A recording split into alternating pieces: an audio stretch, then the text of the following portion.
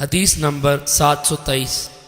ایک دوسری سند کے ساتھ بھی اس کی مثل مروی ہے، البتہ اس میں یہ فرمایا کہ رسول اکرم صلی اللہ علیہ وسلم نے فرمایا تمہارے لیے اس قدر کافی تھا، اور آپ نے اپنے ہاتھوں کو زمین پر مار کر جھاڑا، پھر چہرے اور ہتھیلیوں کا مسح کیا۔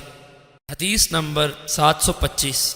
حضرت عبد الرحمن بن عبزی سے ہی مروی ہے، فرماتے ہیں ایک شخص حضرت عمر فاروق رضی اللہ عنہ کی خدمت میں حاضر ہوا اور اس نے عرض کیا کہ میں جنبی ہو گیا ہوں لیکن مجھے پانی نہیں ملا۔